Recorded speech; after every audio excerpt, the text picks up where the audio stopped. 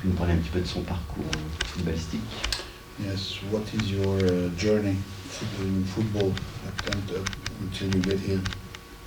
Okay, I started in New York Red Bulls, and then venture off to Tampa Bay Rowdies, and then Phoenix Rising, and then Birmingham Legion, and I think in 2020, 2021 was really one of my best seasons, where I had 14 goals in 14 games, and then I venture off Toulouse, been tracking my data from approximately like a year, and then I went in a great Gold Cup with the national team with Jamaica, and then after I signed with Toulouse. Donc il a joué dans plusieurs clubs aux États-Unis. Donc ça a commencé, il a été avec les New York Red Bulls. Ensuite il a été à Birmingham, je crois. Ouais. Tampa Bay, Birmingham, Phoenix Rising. Et il a eu une bonne saison, il a marqué 14 buts en 14 matchs. Il a fait une très bonne Gold Cup avec la Jamaïque. Et Toulouse le suivait. Et il a fini par aboutir au mois de janvier 2022 à Toulouse. Dans une équipe qui tournait bien, ça je dis, à sa place, donc il fallait le temps de s'adapter. Et aujourd'hui, voilà, il est entré chez nous. Pour quelle raison viens-tu ici? Why you coming to New York? Okay, for me it's important because I watch, I've been watching the League 2 games, the League 1 games because I like football, but I think this is a club that has a lot of potential, and I even watched the last game, and you can see talent, is up there, but I think it's the mentality of, having confidence of everyone wanted to do things without worrying about mistakes. So I think when the group is confident, the results will go up. Il dit que ça fait déjà il regarde beaucoup de foot parce qu'il aime le foot. Il a vu des matchs de Ligue 1, des matchs de Ligue 2. Et il a regardé le dernier match de Ligue 2 contre Amiens. Il pense qu'il y a beaucoup de talent dans notre équipe. Et c'est une question de confiance. Il faut que les gens jouent sans penser à faire des bêtises. Et si on est tous unis, en groupe, on va arriver à faire des résultats. Donc il est là pour nous aider à ça, bien sûr, avec son enthousiasme et son envie. Ça faisait longtemps que vous le suiviez, Mickaël? Alors, c'est l'opportunité. Déjà, il y a plusieurs choses. Alors, je vais rentrer dans ce petit débat. Quand le club des Chiens Magnortais rentre dans un mercato, disons que nos armes, c'est la sarbacane fabriquée avec un stylo bic et du papier mâché. Et on est dans un marché où les autres se battent avec des Mirages, des Tomcat F-14 et des porte-avions. Donc c'est très compliqué pour les Chiens Magnortais de recruter. Les raisons, on va les donner dans la suite, mais recruter un joueur à Niort, c'est compliqué. Donc l'opportunité et la bienveillance aussi du club de Toulouse et de Daniel en particulier a fait qu'on a réussi à trouver un accord pour amener Julien Fleming. On avait besoin d'apporter un petit peu de nouveauté, on avait besoin d'un peu de dynamisme offensif, un peu d'enthousiasme. Et je pense que cette fraîcheur, cet enthousiasme, ça va nous apporter d'ici la fin de saison. Justement, à toi et aussi aux joueurs, c'est quoi un peu son profil et qu'est-ce qu'il va vous apporter sur le front de l'attaque? Alors son profil, c'est un joueur qui peut jouer, qui joue indifféremment les trois postes de devant. C'est-à-dire qu'il peut jouer sur le côté droit, sur le côté gauche, et il peut aussi jouer en tant qu'attaquant ou deuxième attaquant. Il a une bonne frappe de balle, une bonne vitesse, c'est un joueur puissant, et il a beaucoup d'enthousiasme. C'est quelqu'un qui est très positif. Très positif, et on a toujours besoin de quelqu'un, d'un puncher, qui a une bonne frappe de balle, qui peut peut-être nous apporter des petites choses. Pardon, on est là pour France 3 et on a assisté au début. Vous pouvez nous rappeler, désolé pour les confrères, mais nous rappeler ce qui se passe, alors nous présenter peut-être Oui, notre nouveau joueur qui vient de signer donc, le dernier jour du mercato, donc Junior Fleming, qui a un parcours donc, aux États-Unis, qui est un international jamaïcain, qui a fait plusieurs clubs aux États-Unis, dans les New York Red Bulls, Birmingham, Phoenix Rising, Tampa Bay. C'est un joueur qui a souvent marqué des buts. Et la dernière saison qu'il a fait aux États-Unis, il a marqué 14 buts en 14 matchs. Il était suivi par le Toulouse FC, qu'il a fait venir au mois de janvier l'année dernière, en 2022. Il y a toujours, c'est toujours pareil, pour les joueurs qui arrivent de l'étranger, un temps d'adaptation, dans une équipe qui tournait très fort, avec un squad offensif qui était très très prolifique. Et cette année, bon, bien sûr, le niveau de Toulouse a augmenté. Donc Junior est à Toulouse depuis le début de saison, et on a eu l'opportunité, donc, dans les dernières heures du mercato, de le faire venir chez nous. C'est un prêt? Pardon? C'est un prêt? C'est un prêt, oui, un prêt jusqu'à la fin de saison. Donc pour lui permettre de jouer donc, en Ligue 2 et de se montrer, et de nous apporter tout son dynamisme, tout son enthousiasme. Merci. Ils se sont prêts à jouer. Et are you ready to play? Yes, I wish I could play tomorrow. Il aurait espéré pouvoir jouer demain. Il n'est pas qualifié pour demain. Non, je ne pense pas qu'il soit qualifié. Il est arrivé juste hier matin, donc c'est dans une semaine à 3 matchs, c'est très compliqué, il n'y a pas d'entraînement, donc le temps de faire les premiers examens médicaux, voilà, d'un petit peu voir où c'est qu'il en est. Il va commencer l'entraînement début de semaine et il sera qualifié pour le match de Bordeaux. Tu disais en présentant Quentin Bernard il y a 2 semaines, tu croyais pas au mercato d'hiver? Non. Qu'est-ce qui fait qu'aujourd'hui tu n'as peut-être pas changé d'avis, mais en tout cas... Non, c'est pas que j'ai changé d'avis, c'est déjà, je ne crois pas au mercato d'hiver pour les raisons que je vous ai expliquées précédemment. C'est-à-dire quand on va sur le mercato d'hiver avec une sarbacane, un stylo bic et du papier mâché, c'est compliqué d'obtenir un joueur qui est... C'est-à-dire recruter un joueur au mercato d'hiver qui ne va rien apporter à l'équipe, ou voilà, ça n'apporte rien. Donc pour aller chercher des joueurs qui sont du niveau de, je ne sais pas, par exemple Gerbich qui a signé à Valenciennes, ou des Charbonniers qui ont signé à Saint-Etienne, aujourd'hui le club de Niort n'est pas en position de pouvoir le faire, ni d'un point de vue financier, ni d'un point de vue structurel. Bien évidemment que même si on avait proposé à Gerbich, qui a eu la possibilité d'aller à Dijon, à Caen, ou à Valenciennes, de venir à Niort, même pour 2 fois le salaire, je pense qu'il n'est pas. Donc à un moment donné, il faut aussi se rendre à l'évidence et savoir qui on est, et rester modeste et humble. C'est vrai que les Surmagnotais, bon, aujourd'hui, tous les clubs de la division nous ont dépassés. Si on regarde, par exemple, Pau, depuis qu'ils sont montés en Ligue 2, ils ont réussi à avoir un stade, un centre d'entraînement, ils avancent, ils évoluent. Et qu'on le veuille ou non, un nouveau stade, c'est des revenus supplémentaires. Et ce revenu supplémentaire, ça permet d'aller chercher d'autres types de joueurs. Il n'y a qu'à voir ce que Rodez et Pau ont fait pendant le mercato, et que les Surmagnotais ne sont pas capables de le faire. Alors, ça ne veut pas dire que j'aurais changé mon effectif, parce que mon effectif, je l'aime, j'y crois. On croit dans ces joueurs, c'est le travail que fait Niort. Mais c'est sûr que si on avait pu toujours apporter voilà, un peu de folie en plus, on l'aurait fait. Alors on pense, notre idée, c'est que Junior, il reste dans ce que Niort sait faire, c'est-à-dire de proposer à des joueurs qui ont la qualité, le talent, de venir s'exprimer à un niveau, ils n'ont jamais eu l'occasion de le faire réellement. Donc c'est ce que fait les Chamantais. Donc ils rentrent, si vous voulez, ils cochent les cases des Chamantais d'un point de vue financier, sportif, structurel, etc. Il est heureux de nous rejoindre. Il faut toujours que le joueur qui nous rejoigne, il ait l'impression ou le sentiment que pour lui c'est un step-up, c'est-à-dire que ça lui permet de faire quelque chose qu'il ne pouvait pas faire ailleurs. Et c'est on va dire le gagne-pain, ou on va dire c'est le marché des Chamantais. Donc il correspond parfaitement à ce qu'on veut faire. Alors c'est toujours pareil, on espère qu'il arrive à s'épanouir ici et qu'il réussisse, c'est notre plus grand souhait, c'est que ça soit une réussite. Parce que la réussite du club, c'est la réussite de chaque personne qui se trouve à l'intérieur du club. Justement, en parlant de marché, c'était pas dans les habitudes de Niort récemment de prendre des prêts. Même Sébastien De Sable le disait, je me rappelle que c'était pas la politique du club. Qu'est-ce qui vous a poussé là à prendre un prêt? C'est vraiment cette question financière. C'est une question normale. C'est toujours pareil. On peut, des joueurs, il y en a qui existent dans tous les championnats d'Europe. Je peux vous dire que pendant ce mercato, j'ai traversé l'Europe. Mais vraiment traversé l'Europe. J'ai été partout. J'ai été partout pour chercher, mais malheureusement, on se heurte toujours à une réalité économique à laquelle on n'est pas capable de faire face aujourd'hui, tout simplement. Le club de Niort, c'est grosso modo 6 millions de revenus et 8 millions de budget. Donc, tant qu'on n'aura pas augmenté notre capacité à avoir des revenus supplémentaires par des revenus de jours de match, le revenu de jours de match, je crois que c'est les plus faibles Ligue 2, peut-être même national combiné. Donc voilà, donc quand on n'arrivera pas à faire des revenus de jour de match, alors bien sûr, on fait peut-être plus que le Paris Atlético, mais je parle de 80% de la division du national font plus de revenus que nous. Donc aujourd'hui, on peut pas, voilà, il faut essayer de regarder le contexte des Chamantais dans un ensemble.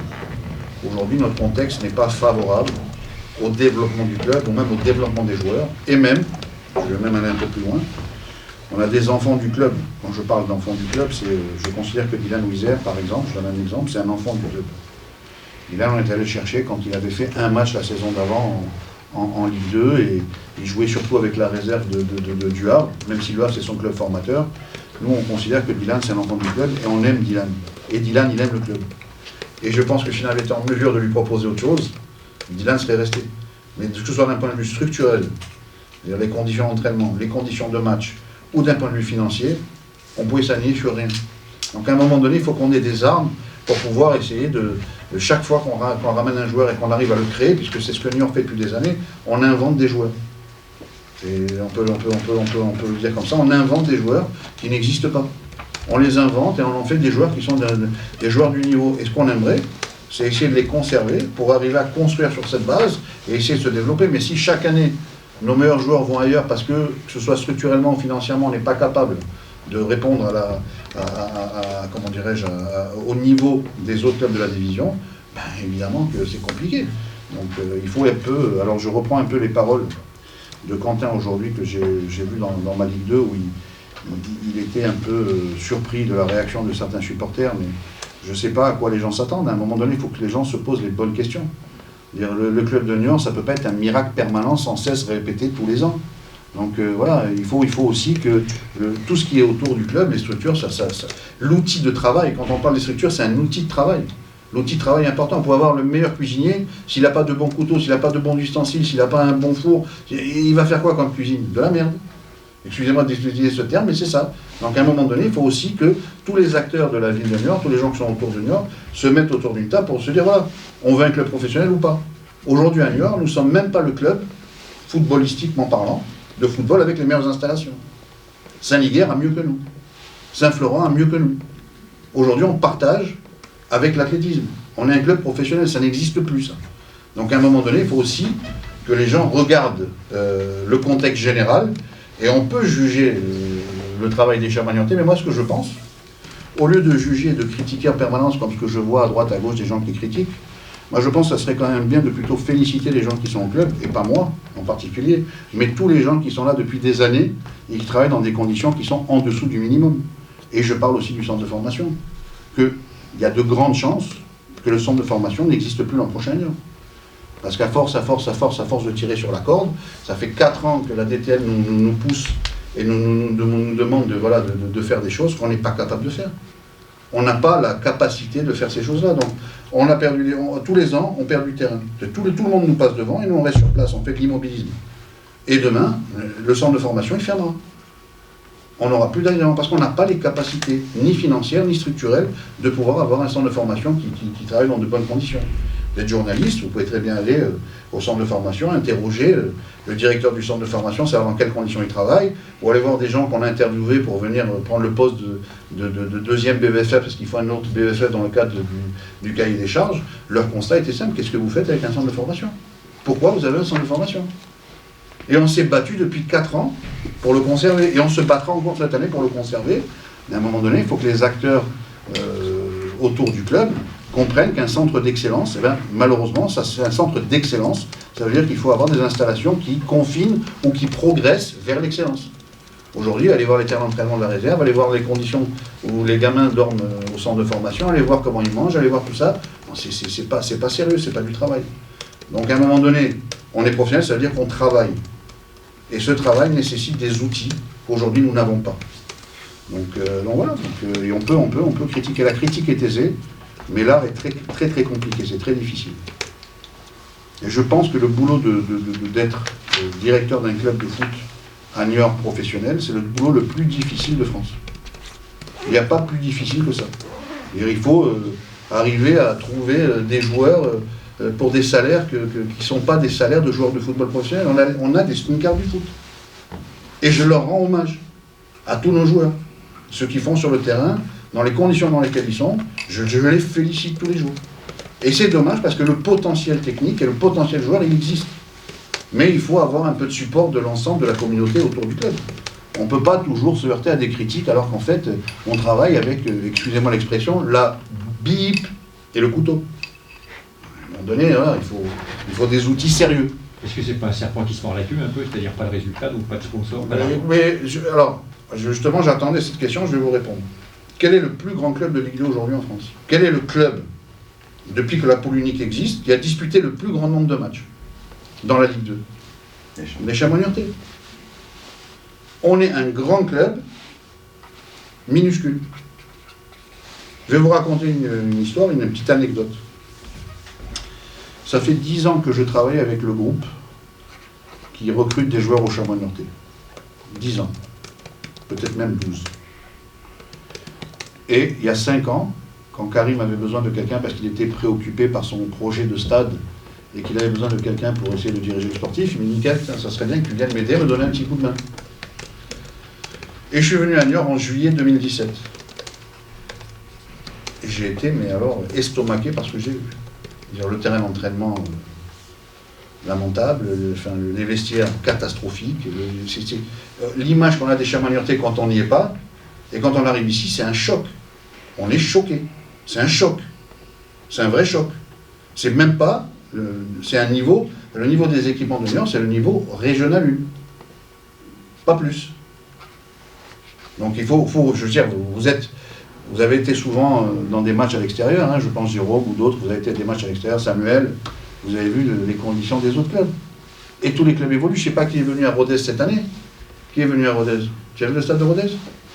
Voilà. Rodez, il y a 4 ans, je suis allé voir jouer Sissoko à Rodez contre Béziers.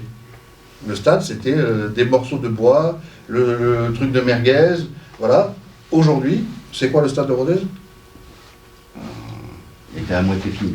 Oui, mais à moitié fini, mais voilà, ça ressemble à quelque chose. Et le club, il évolue. Donc il passe de 150 VIP à 1000 VIP. Tout d'un coup. Donc les revenus jour de match, c'est plus les mêmes. Donc tout d'un coup, on va voir des joueurs qui arrivent à Rodez, qui viennent de Reims, qui viennent de ça, des Younoussa, des machins, des parcs, des étrangers. Ben oui, à un moment donné, c'est une question de moyens. Donc il faut aussi réaliser où c'est qu'on est. Et aujourd'hui, pour arriver à se maintenir à Niort, je vous dis, c'est un exploit tous les ans renouvelé. Et on ne va pas y arriver avec des gens qui viennent et qui critiquent Rocheteau apéro, les joueurs, on va descendre en national à cheval. Non mais c'est quoi ces conneries? Moi par exemple, si je vais quelque part et que ça ne me plaît pas, j'y retourne pas. Si vous n'êtes pas content de ce que vous voyez, restez chez vous. Si vous n'avez pas envie de soutenir le club, ne venez pas. On n'a pas besoin de négativité, on a besoin de positivité autour du club. C'est uniquement l'ensemble des acteurs, et je pense que vous aussi, journalistes, vous préférez aller à Valenciennes que d'aller à Villefranche l'année prochaine. Donc à un moment donné, il faut aussi que chacun fasse son job, et qu'on pousse ce club pour essayer de rester à ce niveau-là.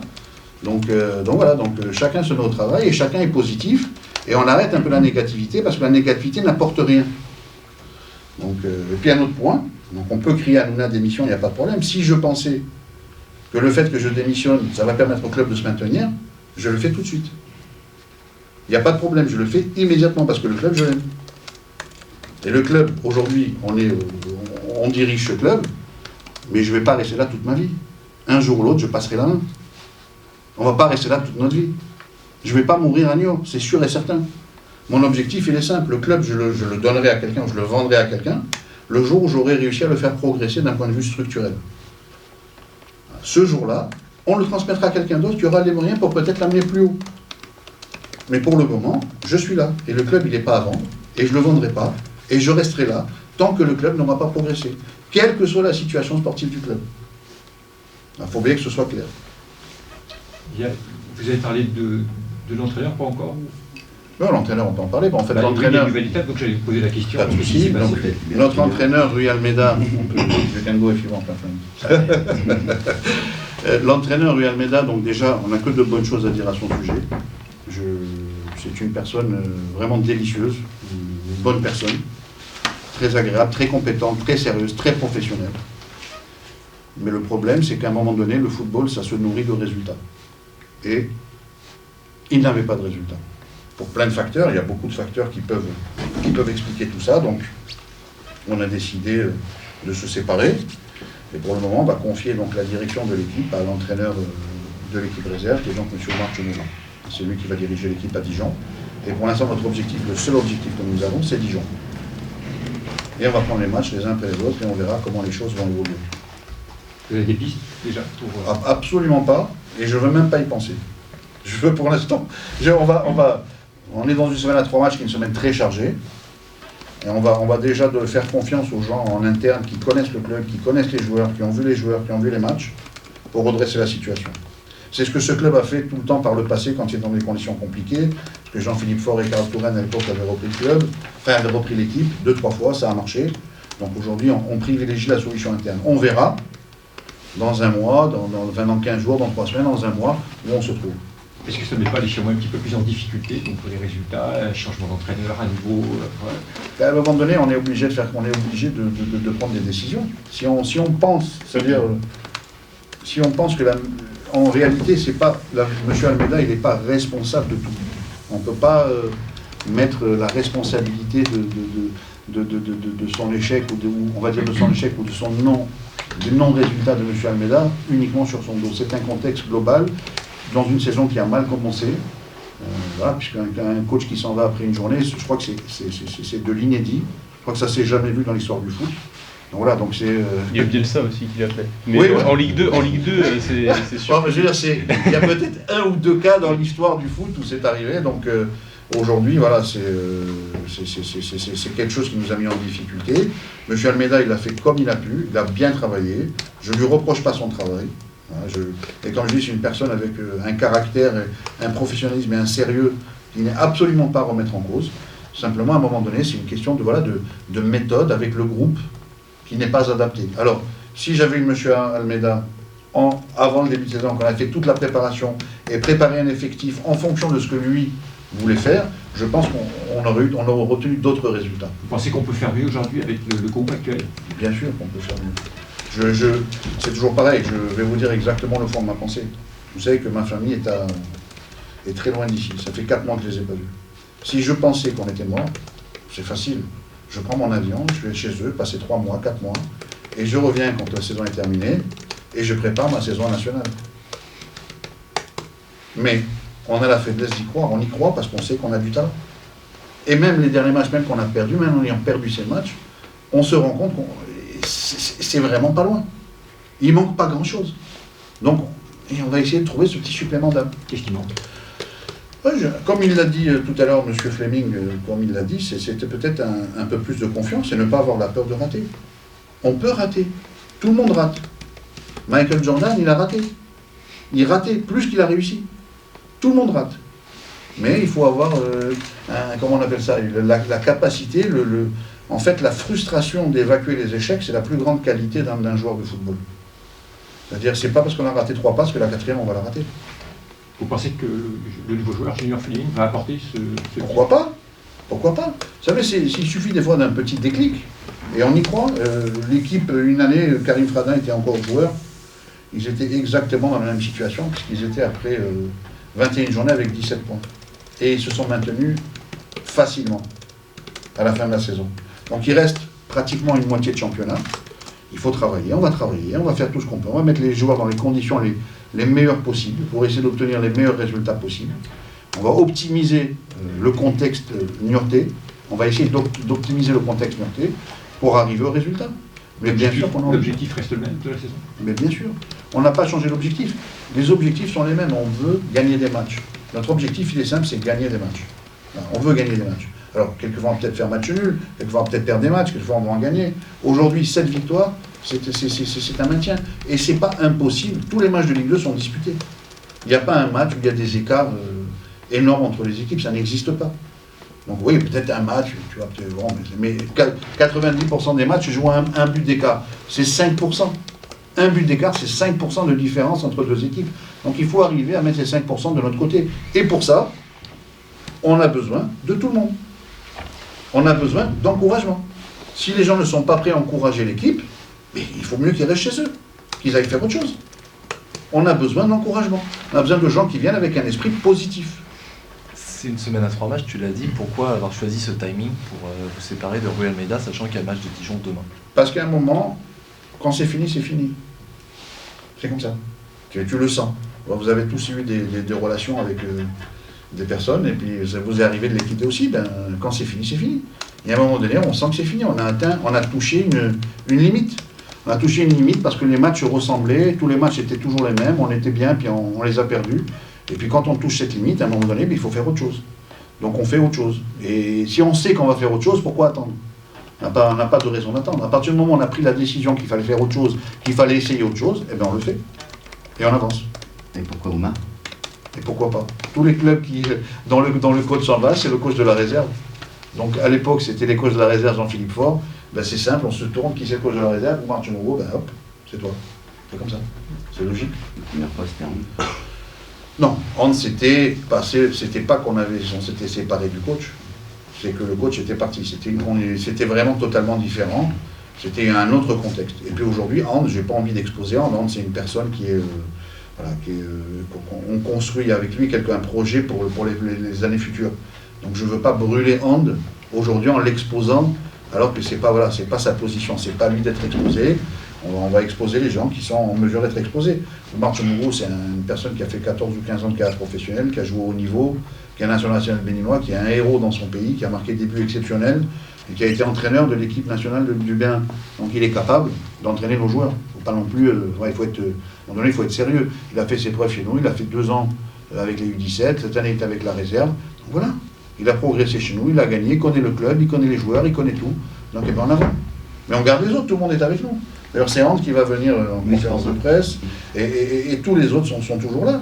Donc on est toujours le même groupe, avec le même objectif. Mais ça va rester comme ça jusqu'à la fin de la saison, ou vous êtes cherché à recruter? On va voir. Je vous dis aujourd'hui, je ne me suis pas du tout penché là-dessus. On dit en anglais first thing first, c'est-à-dire on fait les choses dans l'ordre. La première des choses, c'était d'arrêter quelque chose qui ne marchait pas pour nous et de partir sur une autre phase. Et puis on va voir comment cette phase évolue et on verra en fonction de la façon dont le groupe évolue, dont le coach évolue, dont les choses se passent, comment est-ce qu'on va arrêter jusqu'à la fin de saison. Il n'y a pas un problème de diplôme? Il y a un problème de diplôme. Il y a aussi le gars de Reims, monsieur l'entraîneur Stings, qui n'a pas de diplôme. Donc voilà, donc à un moment donné, si on a des résultats, c'est ce qui nous nourrit, hein, c'est ce qui nous permettra de rester en Ligue 2. Donc si on a notre entraîneur qui fait des résultats, on verra, on va réfléchir. Mais pour le moment, je vous dis, je ne me projette pas après le match de Dijon. D'abord Dijon, et on verra après. C'est un match important. Tous les matchs sont importants. Je vais vous dire une chose, je vais gagner Dijon et perdre 7 matchs après, ou perdre à Dijon et gagner 7 matchs après. Qu'est-ce que je préfère? Donc voilà, il n'y a pas de... Tous les matchs sont importants. L'essentiel, c'est quoi? C'est dans chaque match, essayer de tirer le maximum possible et que les joueurs fassent le maximum. À partir du moment où chacun fait 100% de ce qu'il peut faire, en y mettant son cœur, son honnêteté et toutes les choses qu'il a appris dans sa vie, il n'y a pas de raison. On va jamais... Le football, c'est fait de défaites et de victoires. Donc il faut accepter les défaites et il faut aller chercher les victoires. Nous, on veut gagner des matchs. Donc on va essayer d'en gagner. Comment ça la réserve, pardon? Vas-y. Fred Bon. Et comment ça va s'organiser en termes de staff? Gabriel Santos.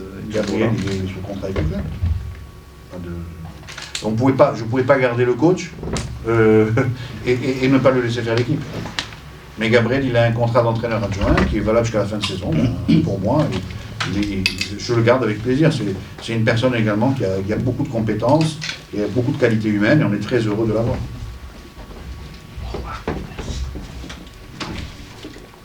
Au niveau de la Ligue, avec l'histoire des amendes, comment ça va se passer du coup? Et vous avez encore 5 matchs de battement ou, Je sais pas, je sais le règlement, je crois qu'il a évolué, avant c'était 4 ou 5 matchs, maintenant je crois que c'est 1 mois. D'accord. Donc je sais, je vous dis, oui, donc ça fait vraiment 1 mois pour prendre le pouls. On a 1 mois pour vraiment bien analyser la situation, on a déjà 15 jours, 3 semaines, on va voir comment ça se passe, on va réfléchir.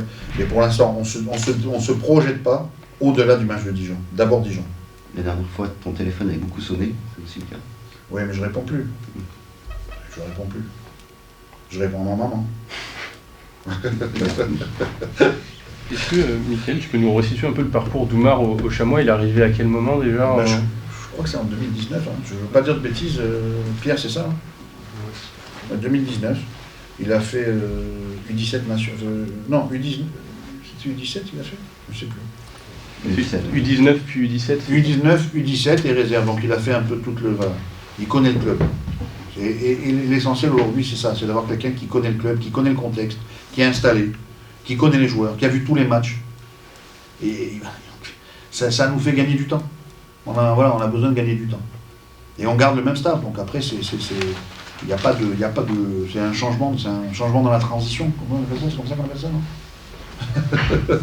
Une transition dans le changement, enfin bref. Un changement dans la continuité. s'était passé avant, parce qu'on avait vu que c'était Damien Charron, il y a un document de la FFF qui mentionne Damien Charron. Ils étaient en binôme, c'est ça? Ils étaient en binôme. Il n'y a pas de problème avec ça. On peut être en binôme, hein. On peut avoir un numéro 1, numéro 2, on peut, ça c'est pas un souci. Après, les histoires de numéro 1, numéro 2, l'essentiel c'est quoi? C'est faire le travail. Le reste, on verra. Or, si on a un entraîneur qui n'a pas le diplôme et qui fait le boulot, est-ce que je préfère un entraîneur qui a le diplôme qui ne fait pas le boulot, un entraîneur qui n'a pas le diplôme qui fait le boulot?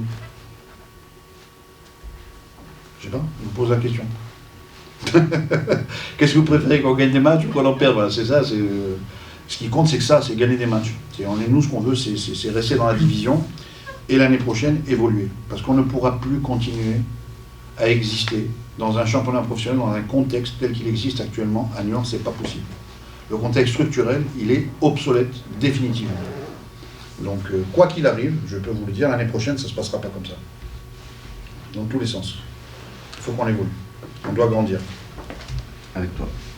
Avec toi. Avec vous. Non, je suis venu avec mon objectif, il était simple. Le premier jour où je suis arrivé au club, j'ai rencontré Jean-Philippe Faure. Et j'ai discuté avec Jean-Philippe, je lui ai dit voilà, moi, mon objectif, c'est d'essayer de faire évoluer les structures. Il m'a dit c'est pas la peine de te fatiguer, tu n'arriveras à rien. Vous pouvez lui demander, vous pouvez l'appeler pour lui demander, mais c'est pas la peine de te fatiguer, tu n'arriveras à rien.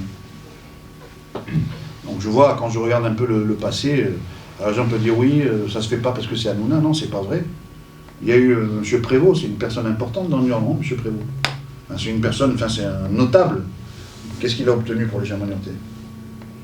En termes d'installation, rien. Il y a eu Joël Coué, qui est aussi une personne de Niort, un Niortais, qui était président du club. Qu'est-ce qu'il a obtenu pour les Germains niortais? Rien. Après, il y a eu Karim Fradin. Il y a un gamin qui a été formé au club, qui a joué au club, qui a été capitaine du club, qui a transpiré pour le club, qui s'est blessé pour le club, qui l'a maintenu, qui a tout fait. Qu'est-ce qu'il a obtenu? Rien. Et maintenant, il y a Hanouna. Qu'est-ce qu'il a obtenu? Hanouna, rien. Donc le rien, c'est répétitif. C'est pas quelque chose qui est spécifique à la direction actuelle. Mais à un moment donné, il va falloir changer. Il faut changer. Et si on n'est pas disposé à changer à Niort, et je peux le comprendre, parce que chacun peut avoir des envies ou des ambitions différentes, ou peut-être une politique globale qui n'est pas axée sur le sport de haut niveau, mais il faudra que les Charmois trouvent un autre endroit pour pouvoir évoluer. C'est aussi simple que ça. Malheureusement, c'est la dure réalité du sport. Ou alors, il faut qu'on arrête d'être professionnel. Il faut qu'on dise, voilà, à Niort, ça nous suffit d'avoir une équipe de National 3. Ou de National 2. Si c'est ce qu'on veut, en tout cas, ça en prendra le chemin, c'est sûr. À un moment ou à un autre, c'est ce qui va arriver. Et n'oublions pas que l'année prochaine, il y a 4 équipes de Ligue 1 qui descendent. 4 équipes de Ligue 1 qui descendent, qui ont touché 30 millions d'euros de CVC. Donc ça veut dire que c'est 4 années de budget de Niort, plus les aides à la descente. C'est-à-dire qu'on va se retrouver contre des gens, là, on lutte avec une sarbacane et du papier contre des Tomcat F-14, des Mirage et des porte-avions. L'année prochaine, c'est l'armée russe qu'on va voir, ou l'armée américaine. Donc c'est injouable. Donc soit on trouve un moyen d'augmenter nos revenus, et de pouvoir passer à un niveau supérieur, et de pouvoir avoir des conditions d'entraînement qui sont dignes d'un club de Ligue 2, et des conditions de match dignes d'un club de Ligue 2, ou alors, de toute façon, à un moment ou à un autre, ça tire vers le haut et nous on va vers le bas. Donc à un moment donné, c'est mathématique. Il faut pas, les miracles, c'est pas tous les ans. Donc on va encore cette année, on va tout faire pour y arriver, et je nous sens capable, et je nous crois capable d'y arriver, mais à terme, si on parle du court terme, on va se heurter à des murs. On va se heurter à des murs. Et on est avec une 2 chevaux contre des Ferrari. C'est pas possible. On ne peut pas gagner la course. C'est impossible. Pourquoi du coup Oumar il vient pas et vous préférez mettre... Non, mais il prépare. Oumar c'est pas un grand communicant. Oui, mais on l'a eu plusieurs fois en conférence. Non, mais il viendra à partir d'après le match de Dijon. Okay. Il prépare son match. Donc on va mettre Hand qui a beaucoup plus de facilité à communiquer, qui vous connaît. Donc voilà, mais par la suite, ce sera toujours lui qui viendra en conférence de presse, donc il sera à la tête de l'équipe. Ok. Pas de soucis. On est bon? On est bon. Ça marche. Merci. Merci beaucoup. Merci.